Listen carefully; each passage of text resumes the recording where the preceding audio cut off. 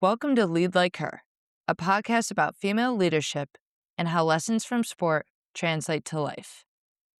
My name is Violet, and I am so glad you're here today.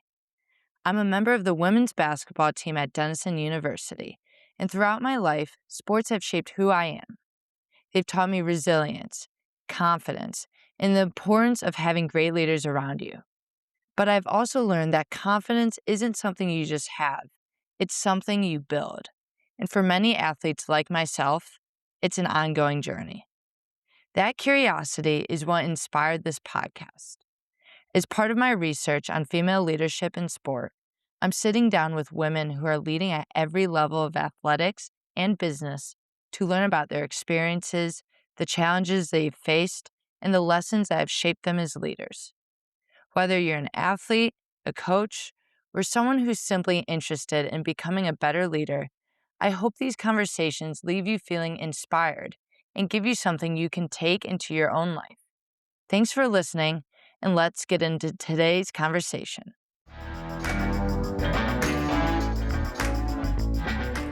Today's guest is Paige Robnett, a leadership coach who helps people build authentic, high-trust leadership from the inside out.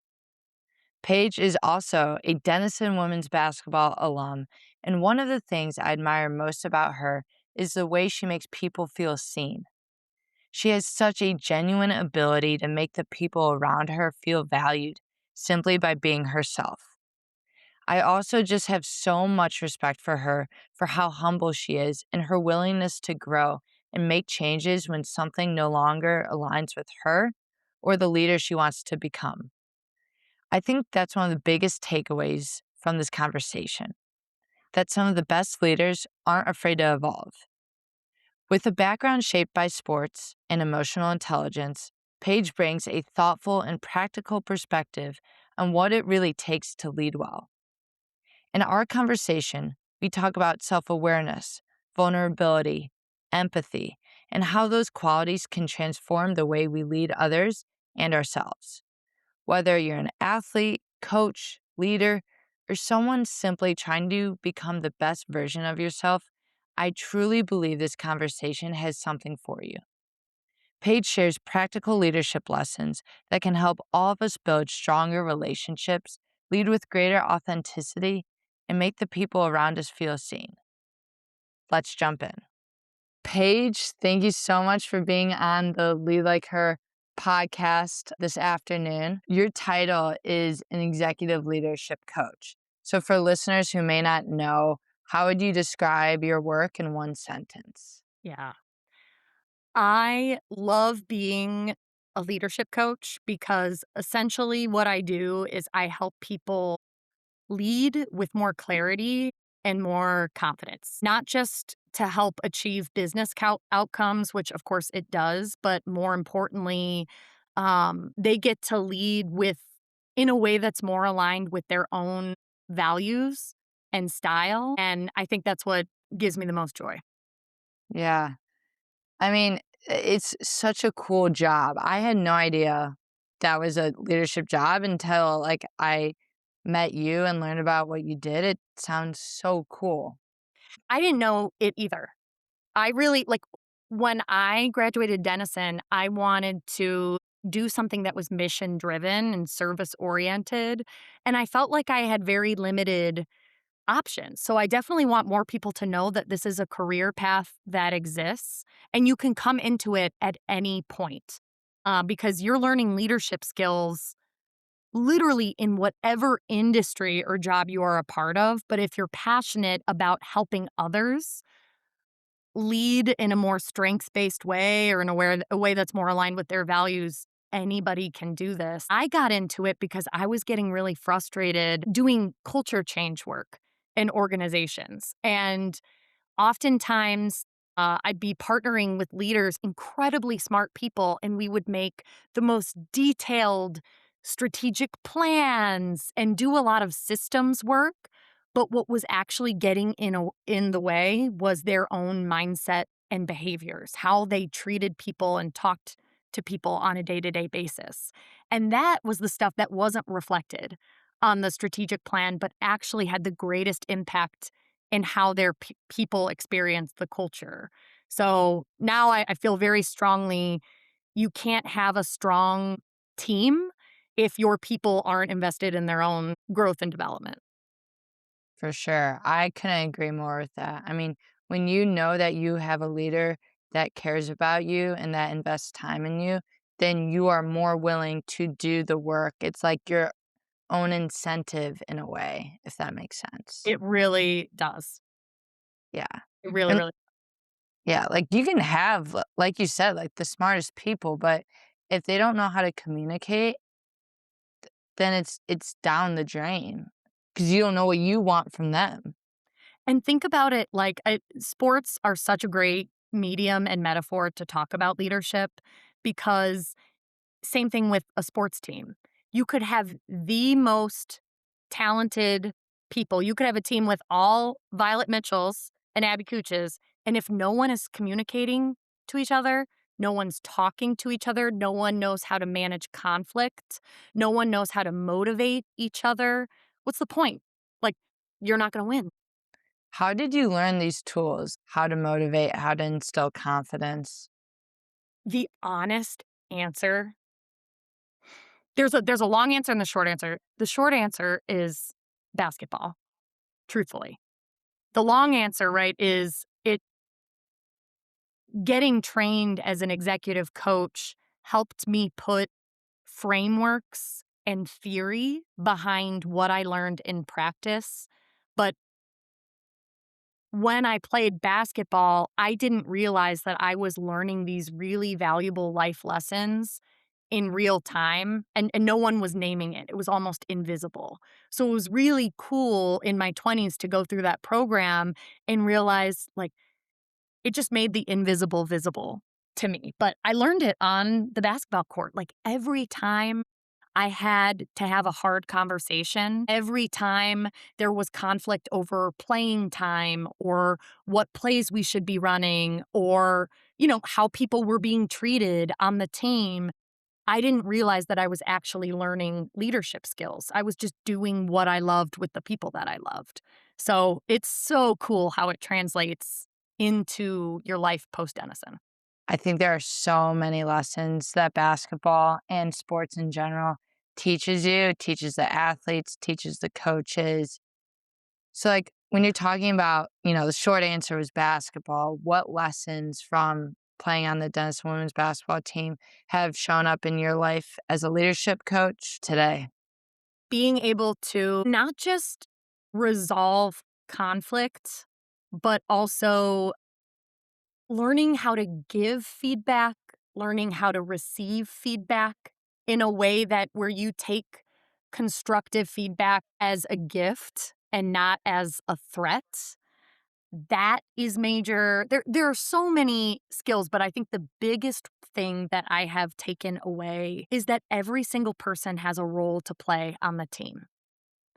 And it's not just the 5 people that get the most playing time. Of course, those people have a role to play on a team. You can't win games without them. Coach Lee actually helped instill in me that I was a really valuable piece of the Denison women's basketball puzzle, even though it's not a secret.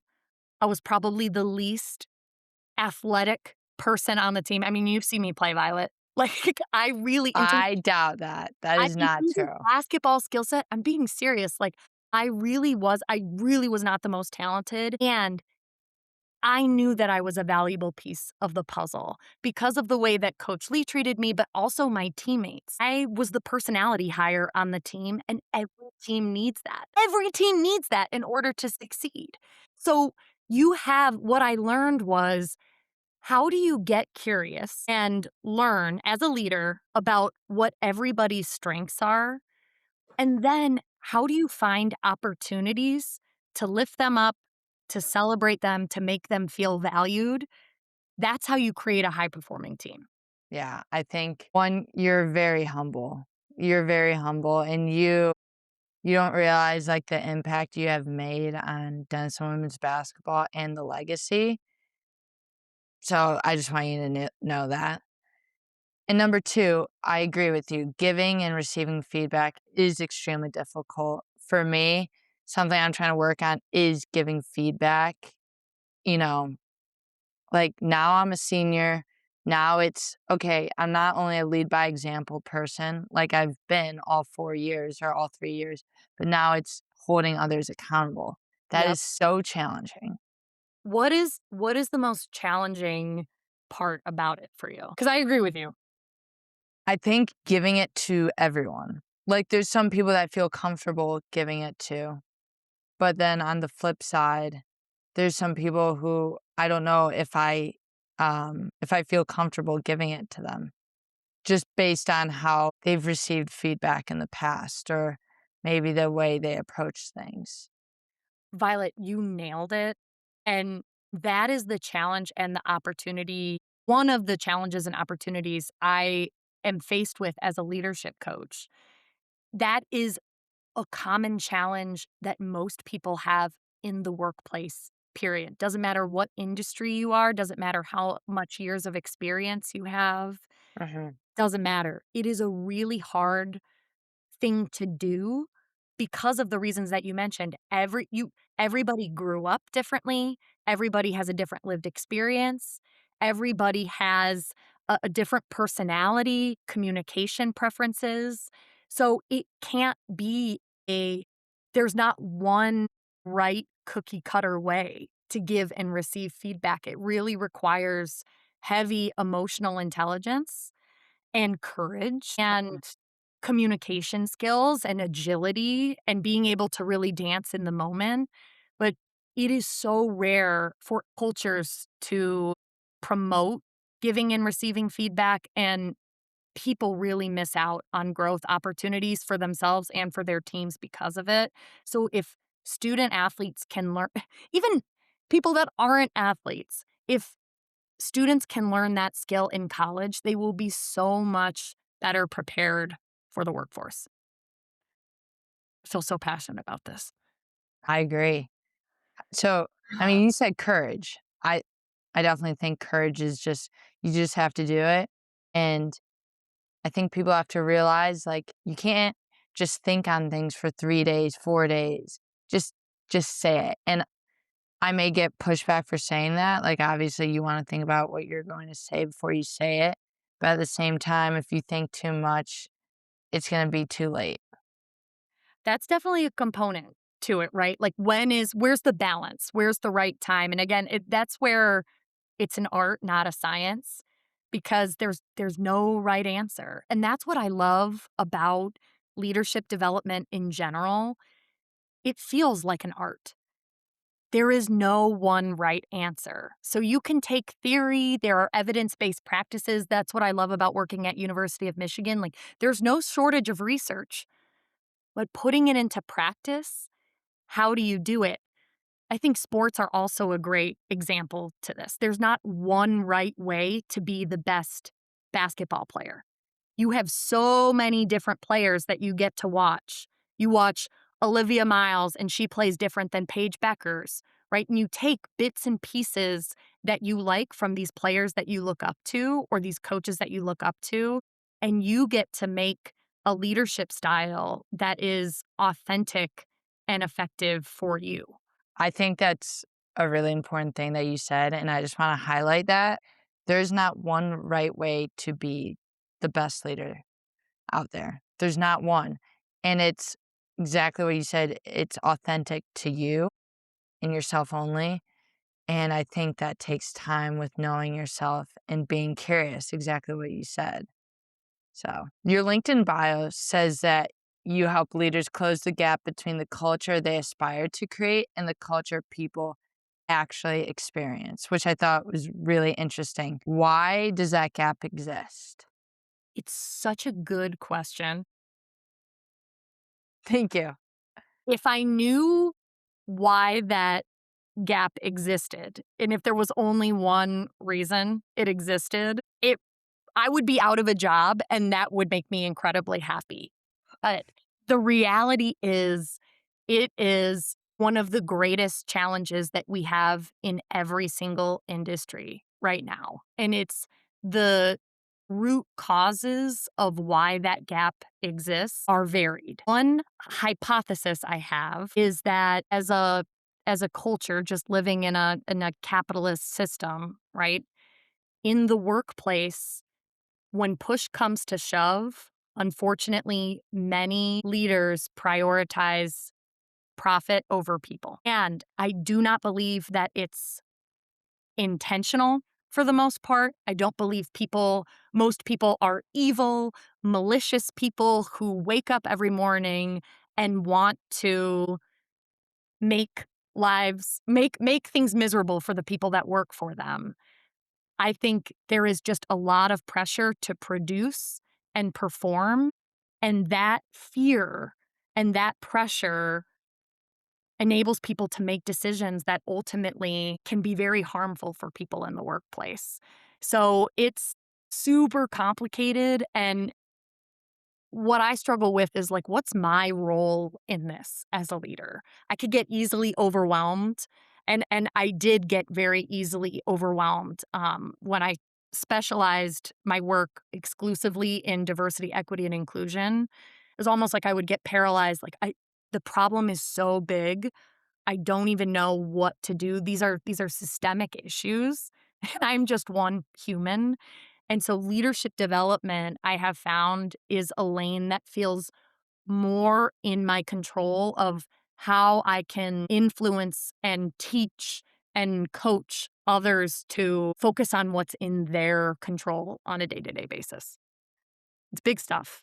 Yeah, I mean, I can totally see why you get so overwhelmed, especially working in the DEI field, especially with our current administration today. But what I really like about what you did is you didn't sit there and be like, "All right, well, I can't do anything," and you complained. No, you changed gears and you decided, "Okay, I'm gonna control what I can control, and I'm going to do leadership development instead." And I think that's a great lesson for all people to know is like, stop complaining. It's not gonna do anything. It's not gonna change anything. So change. If you're not happy in a career, change. If you're not happy with your playing time, for example, say something. Have the conversation.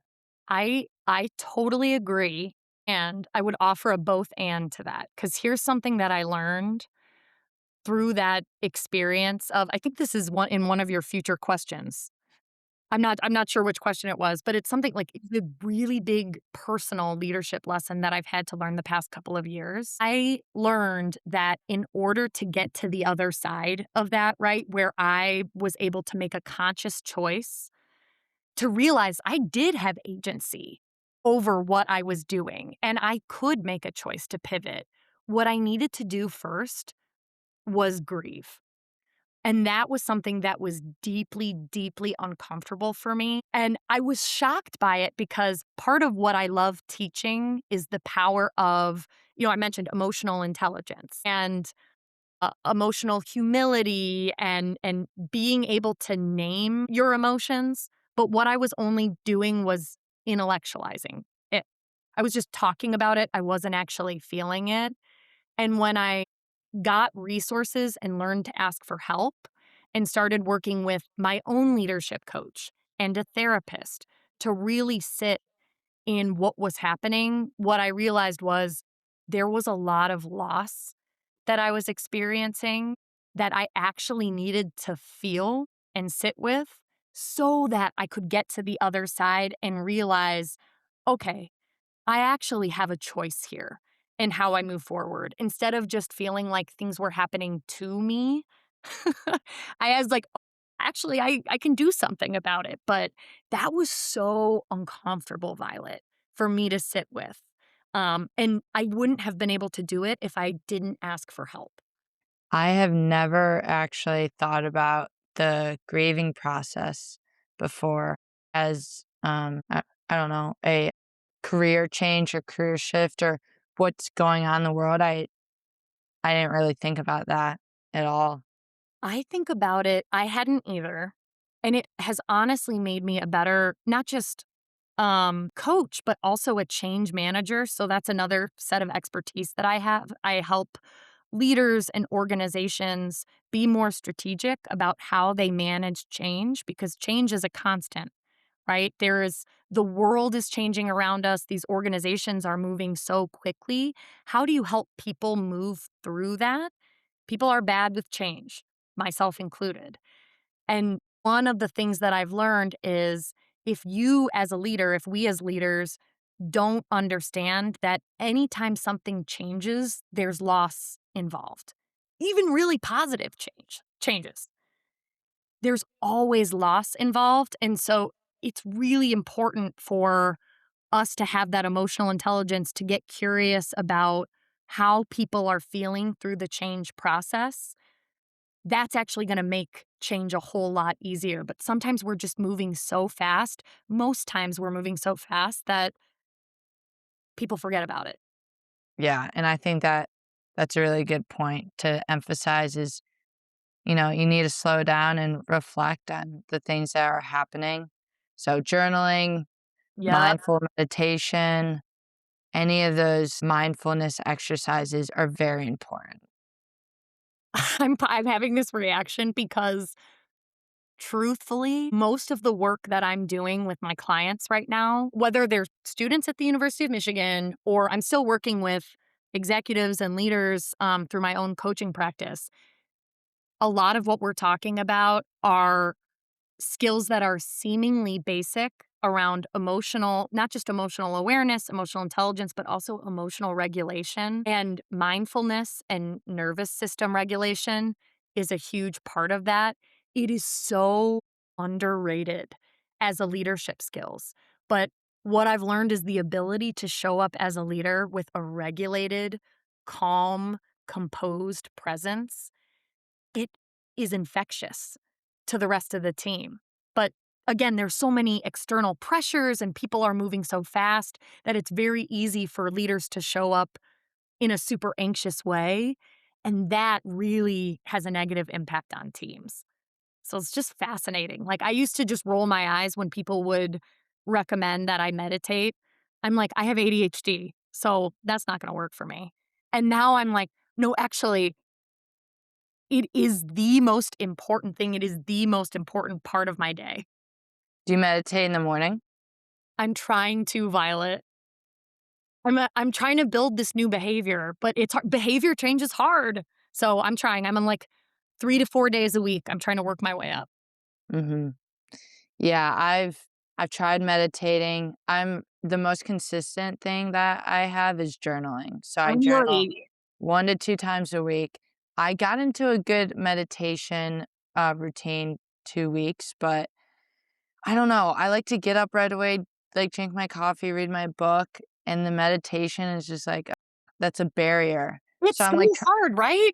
it is. It is. It's But I so think I'm hard. like, you can be mindful through your daily actions, going on a walk, like, focus on the footsteps or focus on your breathing. So those are some of the ways I incorporate it, but not like an actual, you know, meditation. And I love that ability to get creative.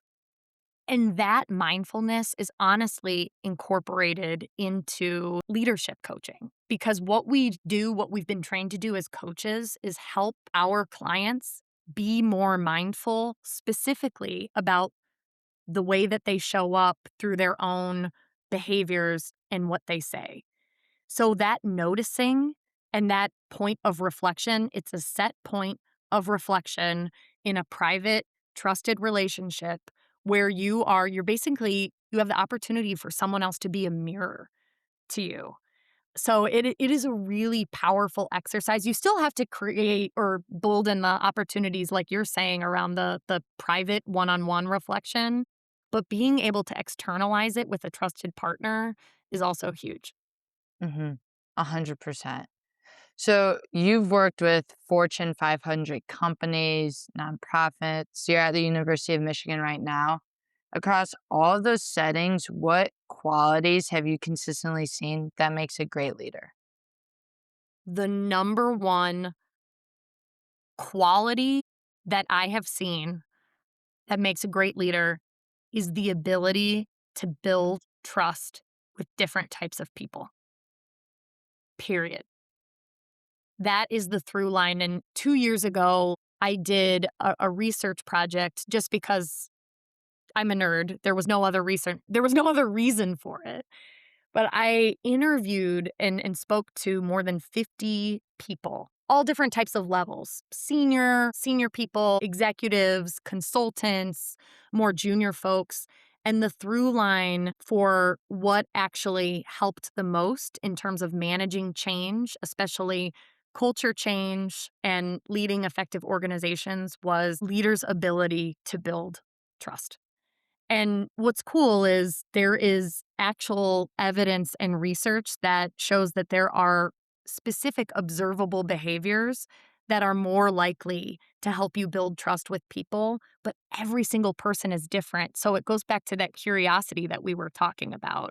Leaders have a responsibility to get curious with every single person that they are leading, that they want to bring along to achieve a goal, and get and be able to understand what specific behaviors does this person value more than anything else that's going to accelerate the trust building process? Because trust is the currency of change. When teams trust their leader more, you just get stuff done faster and in a higher quality way.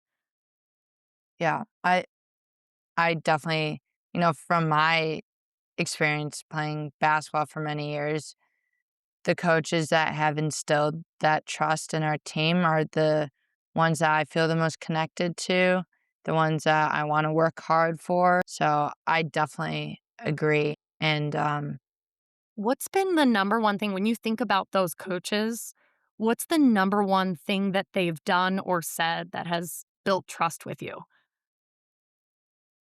I believe in you. I've been, you know, growing up, I've been a player where I've always been like good at basketball.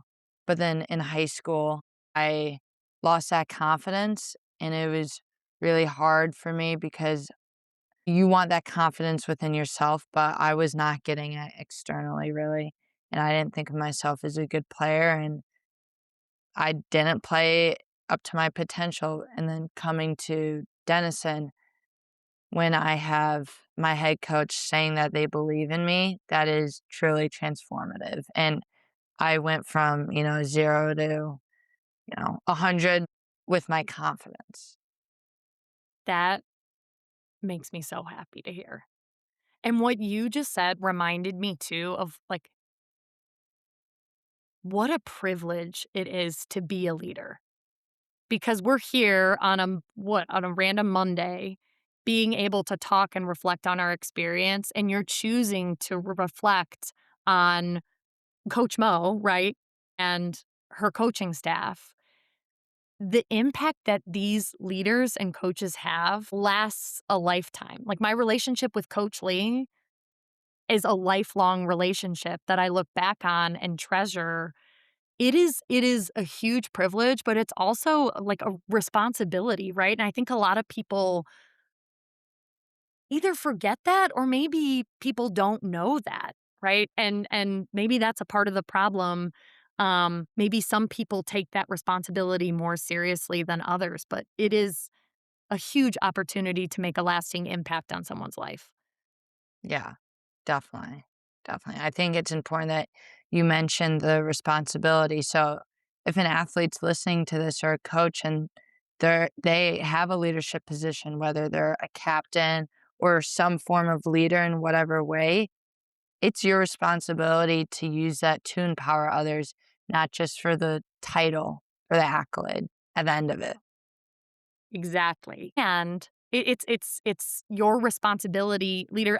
I worked one of my mentors talks about the shadow of a leader, and I like to think about that as a metaphor, right? The more leadership responsibility you have, the longer your shadow is. It casts over a large group of people, and whether you realize it or not, you're moving about your day, but leading by example, to your point, what you do and what you say, people are watching you. And maybe that's I don't mean that to sound I'm not trying to scare people or to make it sound intimidating. I see it as a huge opportunity. And that doesn't mean that people need to be perfect. I think that's a ridiculous expectation to try to work towards. It's impossible to be perfect. But what we can do as leaders is focus on how do I grow and develop and work towards being better every day. And what I see actually in reality in the workforce is that oftentimes people will climb up the ladder with greater positional power, and then their curiosity or interest in growing or developing themselves actually declines. And I Right. don't know if it's because I was an athlete or something else, but I can't relate to that, right? The best athletes in the world have not just one coach, but multiple coaches. They have a team. They have a whole team behind them where they are constantly in the gym. Like, Violet, I see you on Instagram. You're in the gym over the summer. You're not like, well, I'm a senior and we won a national championship, and so I'm just going to coast. I've made it. So there's something about athletics that teaches you that the goalpost just keeps moving, even when you are a national champion, that I don't think many people are taught growing up. And I think that's a huge opportunity for leadership development. Even if you're not an athlete, how do we teach people that? Right. And that's really hard to do. And I think we've all heard this term before, but it's the growth mindset, knowing that there's always something that you can improve on. Like even for you, in 2020, you started your own consulting firm. That's a whole new change. Like that just shows, you're not settling. What made you decide to take that leap? I know we've kind of talked about it, but maybe a story behind it or what you've learned. It was a huge leap for me. One reality was just the moment in time, right? It wasn't my dream to start my own business, but I had the opportunity. And because in 2020 there was a lot of interest in diversity, equity, and inclusion, and all of a sudden I had a skill set that was in high demand that was historically treated as like a nice to have or on the back burner. So, one, I said yes to an opportunity when it was presented, even though it scared the shit out of me. So, that's one thing. The other thing is, I was really fortunate to have a group of people and a network that encouraged me to do it because I had multiple conversations where I said, yes, I have thought about starting my own business, but I can't do that. Like, who am I? What? Like, I don't have my MBA. I don't know what I'm doing. And multiple mentors in my life, Coach Lee included, were like, no, actually, send me your services. We need you. We need your help. And you have something to offer. So don't count yourself out just because you're in your 20s or you don't have an MBA or, you haven't had, you know, XYZ experience. We actually need you. So I don't know what I would have done if I didn't have those people in my corner. And the first person to hire me was someone who played men's basketball for Denison.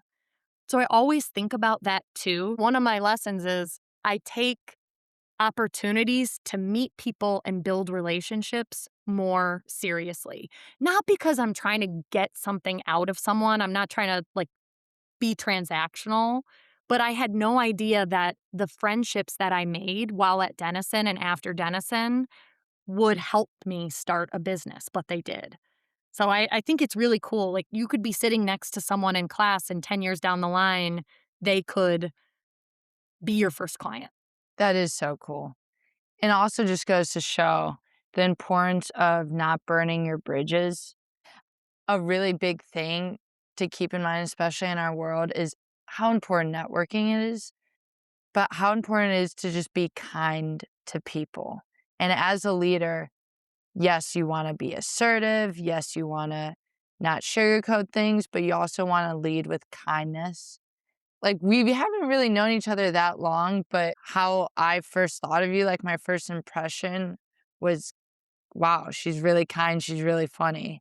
I wanna surround myself with her more, so not burning your bridges, you could be sitting next if you're annoyed by someone in class or Someone does something annoying on your team, I think it's all about putting it into perspective and being kind. I totally agree with you on the kindness piece, Violet, and I also hear in what you're saying, the ability to practice empathy and be empathetic is another underrated leadership skill, but will serve you and other people listening to this very, very well in the future if you can learn how to do that now, because what it does is it prevents you from jumping to assumptions and potentially burning a bridge when if you just took some time to one, regulate your own emotions, and two, get curious, it's actually more often than not an opportunity to like be vulnerable and invite in vulnerability from someone else. And that can strengthen trust and a relationship. But it's it's hard to do. It's hard to do when things are stressful and things are moving really fast, but it's a huge competitive advantage. Mhm. So you're so positive. You bring a ton of energy. Have you ever faced doubt with what you've done thus far? All the time. All the time. When I am so you've seen me, Violet, to especially in scenarios where I feel safe. I feel safe. I have high trust with the people that I'm around, and I can really be myself. So I feel Denison basketball was one of my first experiences where I do feel like I was celebrated, not because of my athleticism, but because I was just myself. And so I think you see me in places where I'm extra relaxed and more confident, but of course I have doubts and fears all the time. It's putting yourself out there is scary. Sometimes I'm posting something on LinkedIn and I can feel my chest tighten up because there's this thing in my this fear in my back and of my head, well what if I get rejected, right? Or what if I am I gonna look stupid or what are people going to think? And I have trained myself and worked really, really hard to push through that, but it's always there. It's always there. It's just surrounding yourself, I think, with the right people to help you push through that. Mhm. And, just doing it. Like, Mhm. what we were talking about earlier, I was scared to have this, influencer account, but I just did it anyways. And yes, I'm scared. And yes, I'm going to post it. It's that I'm and. I'm so impressed by that. You need to know, like, it it doesn't matter how old you are, right? Like, it's there's so much that I'm learning from you in your ability to do that. So, it definitely is motivating for people, and another thing that I've learned is I find that I am what I'm trying to teach or what I offer, the services I offer, they're better received when I am more relaxed in being myself. I've learned that when I'm trying to pretzel myself into another person's idea of what being an excellent leader is, or I'm just operating in the hopes of getting validation from someone else, I'm actually not effective and people can pick up on that. So that has meant that I've actually had to make some hard choices about what environments do I want to put myself in? What clients do I say yes to? What clients do I say no to? And that was a big move. It was a huge risk for me to leave a consulting job where I finally felt like I was getting paid what I was worth, but the culture was not aligned with my core values and it was taking a toll on me physically. So being able to make a pivot into higher education where I'm working with students like you on a day-to-day basis, it has done wonders for my mental health. That's amazing. I mean, regardless of the pay of what you were making, you did what you value. And I think that's really important for every leader to learn is you need to know what your values are and make those decisions. It makes decision making so much easier. That's the key. That's the key, and it's so funny too, you have to laugh at this stuff because I teach that. I have taught that as a leadership educator for a decade, and yet it was right in front of my face the whole time, but I wasn't willing to admit it to myself. So sometimes you just I don't know, I find that I learn these lessons again and again. You just never stop learning, for better or worse. I don't know. So when you're facing adversity, like you were facing in the consulting job or adversity on the basketball court at Denison, what process helps you move through that? I know it's might sound cheesy. It probably is cheesy, but it's the truth. I have learned this lesson again and again, and I probably will continue to learn it. There is power in letting go. There is power in learning how to let go. And my brother calls it he's in the recovery community, so he calls it surrendering, whatever. If you're a spiritual person or not, I'm not a very spiritual person, but the more that I have leaned into that, the more I find that I can make decisions that are more aligned with my values.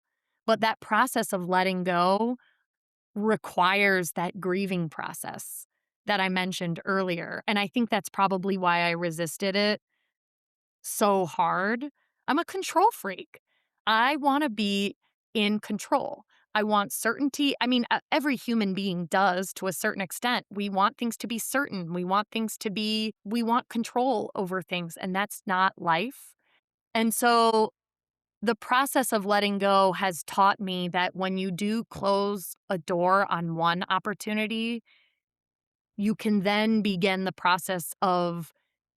fun process of seeing what else is out there. But I have struggled to close the door. Some of my earliest or one of my earliest examples of this was making the decision my junior year at Denison to quit the basketball team. Because, like I mentioned, my whole world was basketball. Like, I woke up thinking about basketball. I went to bed thinking about basketball. It's like my frame of reference for life. And it was my community, it was my friendships. But I knew that it didn't feel aligned anymore with the leadership journey that I wanted to get on or to go on and where I wanted to invest my time. And it was a really, really hard process to do that. But once I let go, I realized that I could actually maintain the things that I loved about the basketball team, right? The dance parties, the friendships, being together in the dining hall, I still had all of those things. So it opened up a whole other world of leadership development opportunities and community building opportunities for me. I didn't know that. I didn't know you quit basketball your junior year. Yep. Wow. Oh my gosh, that's so funny. So you didn't know, you thought I played all 4 years? Yes. That is hilarious. No, that's why this is extra funny. That's why when I was giving the speech at the banquet, Coach Lee was absolutely dying because it's ridiculous. Like, I only played 2 years. See, I think though that that is a great lesson that it's okay to stop doing something that isn't fulfilling to you because your identity is composed of so much. You're not just an athlete, you're not just a leadership consultant, you're not just a coach, like you're so much more. And so you want to do things that are fulfilling to you. And I think that's very brave that you did that at such a young age. Thank you, Violet. Well, at the time, it felt like the biggest deal in the world, and now I look back on it and I was like, "Oh." But no, it was the biggest thing happening for me, and I think you hit on something so important about leadership development, identity. Identity, being able to be aware and be able to talk about the key pieces of your identity. What it does is it puts you in choice about it. So you have to have that ability to reflect and have that awareness on it because for me, when my identity is focused only on one thing, I find that I hold on super, super tightly to it. And then I'm not the best version of myself as a leader because you can't control everything around you, even though, I've wanted to. And so what's been healthy for me is over the years really putting in the work to develop a sense of self. Who am I outside of this one thing that I'm passionate about? And the craziest part is reflecting on this with you right now, I actually see parallels to what I went through in college with the loss of my identity as a basketball player and grieving that, although I didn't have the language or awareness for it at the time. And then what opened up for me afterwards was so much greater than I ever anticipated. And the same thing happened when I had to make that pivot with my business in 2024 with the new administration and the election. My clients could not afford and actually could not afford to take a chance in investing in diversity, equity, and inclusion because they were at risk. So I was holding on tightly and I was burning myself out. I mean, I was working 12-hour days. I was doing that research project I told you about. I was trying to network. I was doing all these events to try to save my business and hold on tightly to it. When the pushback and resistance to DEI was so great, there was no way that I could have one person, one single business owner could have competed with that level of societal backlash. But I kept burning myself out and I was having serious health implications to do that. And I saw like 12 different doctors in 2024. And then as soon as I let go and came to peace and went through the grieving process consciously, all my health problems went away. My physical health problems went away. Wow. Isn't that wild? I started coaching JV boys basketball. It's like, this is my life now. That's awesome. But how cool too, in reflecting on it, I let go. I didn't consciously realize this at the time. I'm just reflecting on this. But I let go, but I went back to the place that made me the happiest, where I felt like I could be myself. And I kind of rediscovered who I am and what I cared about. Like, it always comes back to basketball, Violet. Isn't that crazy? It's so nerdy, That but true. it that makes me emotional, you saying that, like, your whole story and everything. So, no, I really appreciate you being honest and vulnerable. It's crazy that the stress that you can go through can have serious health implications on your body. And that's a whole nother subject. Truly. Truly. What I wish I would have known way younger was the body brain connection. I did not take that seriously, as evidenced too by my rejection for mindfulness and nervous system regulation. I was like, well, that's important for other people, but not me. You know, no, I'm a human being. We're all human beings. So I wish I would have taken that more seriously, but better late than never. Yeah, totally. So, if someone is watching this and they leave with one thing, one leadership lesson, what do you wish every young woman could learn earlier? I think I want to amplify something I said a few minutes ago in terms of the one lesson.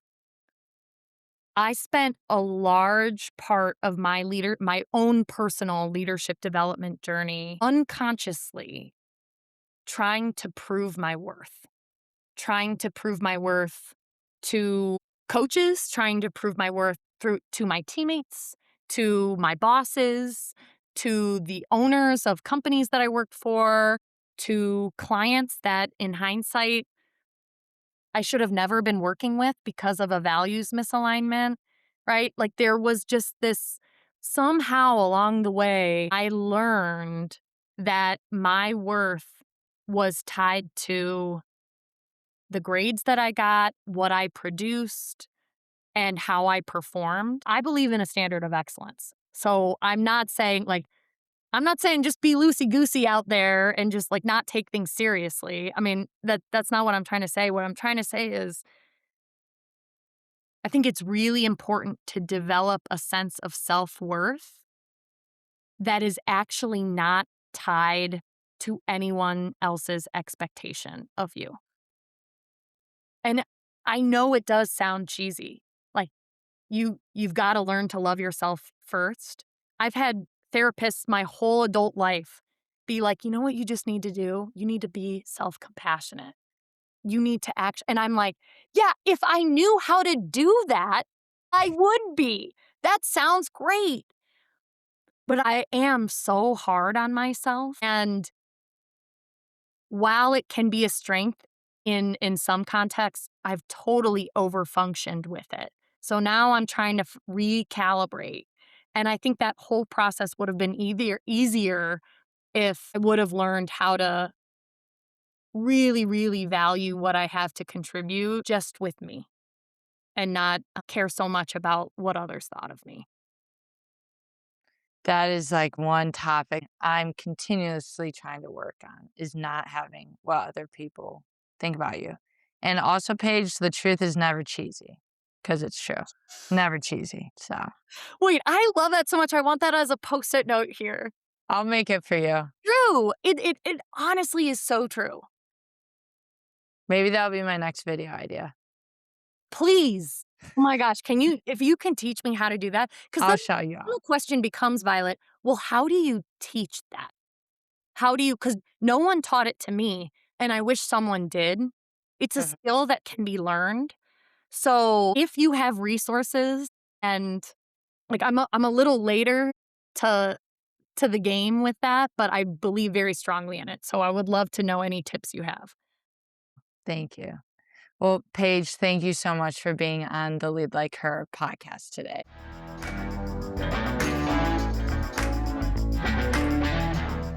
A huge thank you to Paige Robnett for being here today, for sharing her wisdom and practical leadership lessons with us today. Her perspective on trust, authenticity, emotional intelligence, and growth is a powerful reminder that great leadership starts from within. And to you listening, thank you for spending this time with us. We hope that today's conversation gave you something meaningful to reflect on and apply in your own leadership journey. If this episode encouraged you, challenged you, or gave you a new way to think about how you lead, share it with someone who might need to hear it too. Until next time, keep growing, keep learning, and keep leading with intention. My name is Violet Mitchell, and this has been Lead Like Her.